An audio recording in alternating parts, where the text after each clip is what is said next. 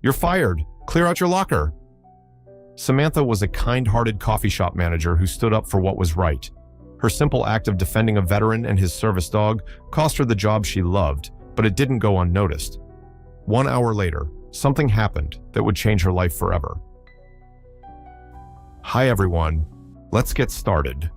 Samantha was a 35-year-old woman who managed Riverside Coffee. Unlike other people her age who chased big careers in the city, Samantha loved her job at the coffee shop. She had a special place in her heart for the military community. Her father had been a Marine, and she grew up understanding what veterans go through. Samantha had started at Riverside Coffee as a simple barista 6 years ago, back when old Joe still owned it. Her mother couldn't understand why Samantha would waste her business degree making coffee. You could be making 6 figures in the city, her mother would say. But Samantha knew money wasn't everything. She had seen how the coffee shop helped her father after he came home from his last tour, how having a friendly place where other veterans understood him had made all the difference. The townspeople loved coming to Riverside Coffee because of Samantha. She remembered everyone's stories, which Marines were deployed, which families had kids coming home, which veterans needed extra kindness on hard days. She even kept a notebook behind the counter with everyone's usual orders and the names of their family members. The coffee shop was right near the Marine base, and Samantha made sure every service member felt welcome there. She knew all her regular customers by name, and she always had a kind word for everyone who came in. But it was her special care for veterans with service dogs that made her stand out. Samantha had watched her own father struggle with PTSD after coming home from his final tour. If only service dogs had been common back then, she would often say to herself. That's why she made sure every service dog and their handler felt especially welcome at Riverside Coffee. Every Wednesday morning, Samantha hosted what she called Veterans Coffee Hour. It started with just 4 regulars, but grew to over 20 veterans who would gather to share stories and support each other. She kept a wall of photos behind the counter, showing all the service members who visited the shop. One of their regular customers was James, a veteran who came in with his service dog, Max. When James first started coming to the coffee shop 2 years ago, he could barely speak his order. He would jump at the smallest noise, and Max would stay pressed against his leg, keeping him calm. But over time, with Samantha's kindness and Max's help, James started to feel more comfortable. Everything was going well until the day the new health inspector showed up. Mr. Thompson was known around town for being extremely strict. He had already shut down 3 businesses that month, and he didn't care about understanding the community. That morning, James came in with Max like usual.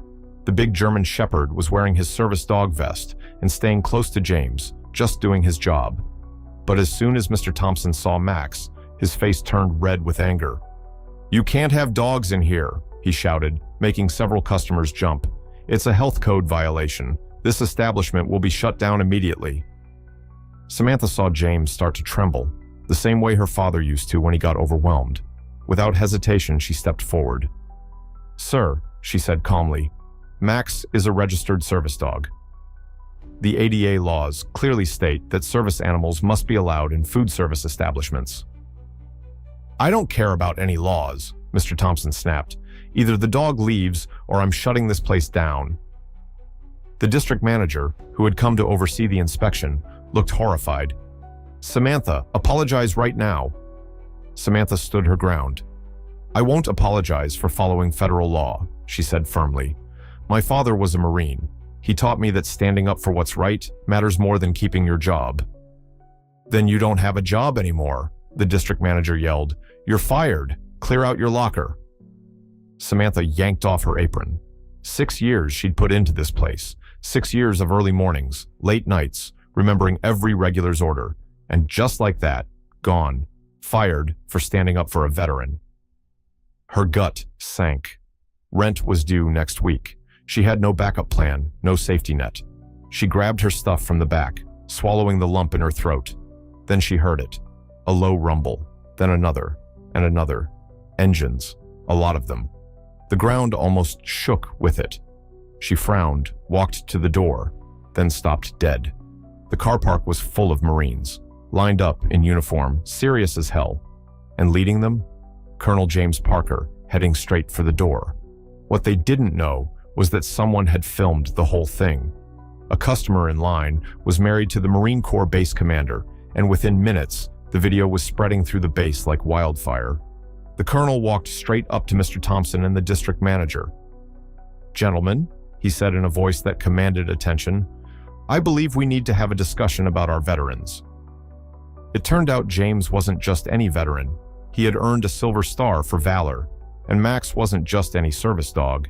He had been trained through a special program the Marine Corps started for veterans with PTSD, a program that was Colonel Parker's personal project. The colonel made one phone call to the state health department. Just like that, Mr. Thompson was reassigned to another district, and the district manager was sent for immediate training. But the Marines weren't finished. Colonel Parker turned to Samantha with an offer she never expected. "Ms. Mitchell," he said, "we've been looking for someone to run our new veteran outreach program at the base. Someone who understands both customer service and the importance of standing up for what's right. The job's yours if you want it." The story spread quickly through military communities across the country. The coffee shop's corporate office apologized and started a program supporting service dog training for veterans, with Samantha as the program's director. Last Wednesday, Samantha watched proudly as James spoke up for the first time during coffee hour. He told the group about his first deployment, his voice shaky at first, but growing stronger as Max leaned against his leg. The other veterans nodded in understanding. They'd all been there. One older Marine reached over and patted James's shoulder. "Welcome home, brother," he said quietly. Samantha had to wipe away tears as she refilled their coffee cups. This was exactly why she loved her job. Today, Samantha runs both the Veteran Outreach Program and the Service Dog Initiative. The coffee shop has become a model for others, with a special welcome area for service dogs and their handlers. James and Max still come in every morning, but now they're joined by dozens of other veterans and their service animals. The wall of photos behind the counter has grown. Next to each service member's photo is a picture of their service dog. Samantha keeps her father's photo in the center, with a sign that reads, "All who served welcome, 2 legs or 4. As for the district manager who fired her, he now works with Samantha, helping train other businesses about service dogs. Sometimes the biggest lessons come from our biggest mistakes. Samantha's father always told her that doing the right thing isn't always easy. That day, she proved him right. But she also proved something else. When you stand up for the right people stand up for you. Loved this story? Hit that like button and subscribe to the channel for more. Don't forget to check out the video currently on your screen. You won't want to miss it. See you next time.